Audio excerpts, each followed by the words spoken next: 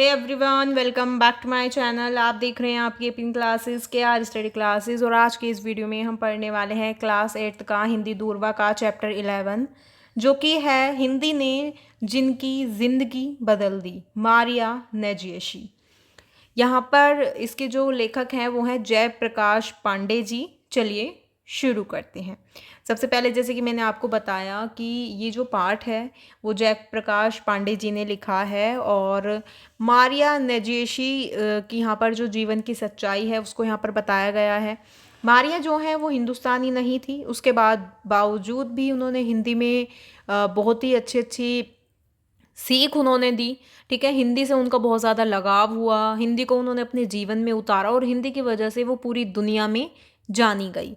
जयप्रकाश पांडे जी जो हैं पांडे जी ने उनके बारे में बताते हुए कहा है कि वो दिल्ली की हैं, और दिल्ली में जब जाड़े का मौसम था, सुबह जनपद स्थित हंगेरियन सूचना एवं संस्कृति केंद्र की जनसंपर्क अधिकारी हरलिन अहलूवालिया का फ़ोन आया, तो वह किसी हंगरी की अंग्रेज़ी महिला हिंदी की विद्वान से मिलवाना चाहती थी। उस महिला को हिंदी में किए गए काम के लिए पूरी दुनिया में एक अलग पहचान मिली थी, और भारत के पूर्व राष्ट्रपति डॉक्टर APJ अब्दुल कलाम जी ने उन्हें हिंदी में किए गए काम के लिए सम्मानित भी किया था।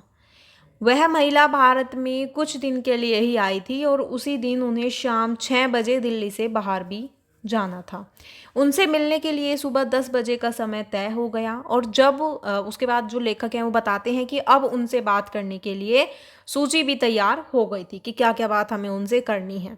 वो अंग्रेज़ थी, इसलिए थोड़ा बहुत अंग्रेज़ी का भी वो उन्हें ख्याल रखा गया, जिसके बीच बीच में वो अंग्रेज़ी भी बोलते रहते थे। हम सुबह 10 बजे उनसे मिलने पहुँचे, और वहाँ पर कुछ काम में वो व्यस्त थी, तो हमें स्वागत कक्ष में बैठने को कहा गया। हम कॉफ़ी ही पी रहे थे और वो आ गई। उन्होंने हाथ जोड़कर अभिवादन किया, नमस्ते किया, है ना। उन्होंने कुछ मिनट बाद उनसे बातचीत करना शुरू किया, और उनका नाम डॉक्टर मारिया नेजियशी है। उनका जो जन्म है वो हंगरी के बुडापेस्ट में 1953 में हुआ था। मारिया ने संस्कृत, लैटिन, प्राचीन यूनानी और भारत विज्ञान जैसे विषयों में MA किया था। हिंदी और संस्कृत में डॉक्टरेट की उपाधि उन्होंने प्राप्त की थी। मारिया जो है वो यूरोप हिंदी समिति की उपाध्यक्ष और लॉरेंट यूनिवर्सिटी में हिंदी विभाग अध्यक्ष के रूप में जुड़ी हुई थी, और उसने 3 दर्जन से भी ज़्यादा किताबें जो हैं उनका हिंदी से हंगेरियन और हंगेरियन से हिंदी में अनुवाद किया था। मारिया से बातचीत के दौरान उन्हें पता चलता है कि जब वो बहुत सारे सवाल पूछते हैं, सवाल बहुत ज़्यादा स्वाभाविक थे, जैसे कि भारत की भाषा, यहाँ के लोग, यहाँ की फ़िल्में, यहाँ का साहित्य, यहाँ के गाने, यहाँ के शहर और यहाँ की राजनीति उन्हें कैसी लगती है। इस तरह के कुछ प्रश्न उनसे पूछे गए। उनका जो स्वयं का बचपन था वो कैसा था, हिंदी से उनका लगाव कैसे हुआ, है ना, इस तरह के सवाल उनसे पूछे गए, जिनका उन्होंने बहुत ही अच्छे से जवाब दिया। और उन्होंने यहाँ की संस्कृति और परंपरा का बहुत ही अ, अच्छा अच्छे से बताया, बहुत अच्छा कहा। लेकिन उन्होंने यहाँ जो फ़िल्म वालों की शिकायत करते हुए बताया कि वो बहुत झूठ बोलते हैं। हम दिल दे चुके सनम की पूरी शूटिंग बुडापेस्ट में हुई, लेकिन उन्होंने इटली का नाम बताया, और यह बहुत नाइंसाफ़ी है।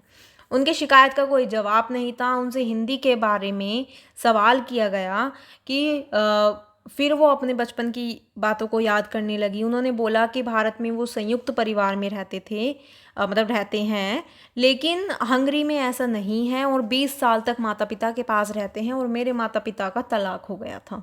ठीक है, उन्होंने दूसरी शादी कर ली काम की वजह से। वो बताती हैं कि काम की वजह से मैंने भी शादी नहीं की, वरना आज मैं भी जिस मुकाम पर हूँ वहाँ तक नहीं पहुँच पाती। इस तरह से वो बताती हैं कि भाई मेरे माता पिता का जो है तलाक हो गया था, और वो अलग अलग हो गए। उसके बाद उन्होंने शादी कर ली, 20 साल तक वो माता पिता के पास रहे। उसके बाद लेकिन उन्होंने भी शादी करने की सोची, लेकिन उन्होंने शादी नहीं की अपने काम की वजह से। उसके बाद वो कहती हैं अगर मैं आज शादी कर लेती तो शायद आज मैं जिस मुकाम पर हूँ उस मुकाम पर मैं नहीं होती, यहाँ तक मैं नहीं पहुँच पाती। मैंने हिंदी के लिए अपना जो जीवन है वो समर्पित कर दिया। मेरा जीवन एक छोटा सा स्थान में बीता है। मुझे बचपन से ही जीवन के बारे में जानने की इच्छा थी और इसलिए मैंने संस्कृत, लैटिन, ग्रीक और यूनानी भाषाएं पढ़ी। एमए करने के बाद एक प्रकाशन संस्था से वो जुड़ गई और उस समय हंगरी में केवल 1-2 लोग ही हिंदी जानते थे। मेरे जो प्रोफेसर हैं उन्होंने मुझे हिंदी पढ़ाने के लिए प्रेरित किया है। 1985 में मैं पढ़ाई के लिए पहली बार भारत आई और 10 महीने यहाँ पर रही। हिंदी के बदौलत मैंने पूरी दुनिया को देख लिया। आज मैं वियना विश्वविद्यालय में पढ़ाती हूँ और मैंने हंगरी में हिंदी का पुस्तकालय भी खोला है। मैं हंगरी में भारतीय कपड़े पहनती हूँ जिसका असर मेरे छात्रों में भी पड़ा है। उसके बाद वो बताती हैं कि उनको भारत के बारे में जब पूछा गया कि आपको क्या अच्छा लगता है, यहाँ के फ़िल्म, यहाँ के शहरों के बारे में पूछा गया। उनका जवाब था कि यहाँ के रिश्ते जो हैं वो मुझे बहुत अच्छे लगते हैं। मेरे खुद के बहुत रिश्तेदार हैं जिनका बंधन जो है वो मन से जुड़ा हुआ है। यहाँ के वीर योद्धा, लेखक, उन सब ने मुझे प्रभावित किया है। भारतीय जो खाने हैं, मुझे पनीर पूरी बहुत ज़्यादा पसंद है। दिल्ली, उदयपुर, मैसूर, पांडुचेरी ये शहर अच्छे लगते हैं और यहाँ की जो हरियाली है वो भी बहुत ज़्यादा अच्छी है। यहाँ की हवा मुझे अच्छी लगती है। फ़िल्म जो है उमराव जान मुझे बहुत ज़्यादा पसंद है ना। फ़िल्म के कलाकार बहुत महान हैं। राजनीति की मुझे कुछ ज़्यादा समझ नहीं है और जो भारत की राजनीति है उसको समझने के लिए मेरी जो पूरी ज़िंदगी है वो भी शायद कम पड़ जाएगी। उनसे आधुनिकता को लेकर बात की गई तो उन्होंने बताया कि आधुनिकता से जो बहुराष्ट्रीय कंपनियां हैं उन पर भी प्रभाव बढ़ गया है और जो सामान की खासियत और विविधता है वो कम हो गई है। हर जगह पर जो फास्ट फूड है, एक जैसे साबुन है, एक जैसे शैम्पू है, क्या है ये? भले ही पूरी जो धरती है वो हमारी है, हम इससे जुड़े हुए हैं, हम कुछ भी कर सकते हैं, लेकिन अगर इसको हम खराब करेंगे तो भुगतना भी तो हमें ही पड़ेगा। सुनामी, कैटरीना, है ना, विल्मा, भूकंप और ना जाने क्या क्या सबसे जूझना पड़ेगा। आज तो स्थिति ऐसी है कि समुद्र में प्लास्टिक द्वीप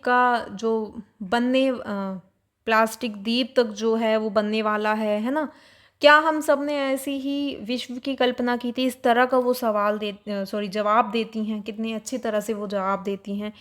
क्या हमें ऐसे संसार में रहना पड़ेगा जहाँ पर चारों तरफ से प्रदूषण है, शोर शराबा है? इस तरह से जो मारियाँ हैं, उन्होंने सारे सवालों के जवाब हिंदी में अच्छे से दिए और आखिर उन्हें छठे विश्व हिंदी सम्मेलन और जॉर्ज ग्रियर्सन सम्मान से भी सम्मानित उन्हें किया गया था।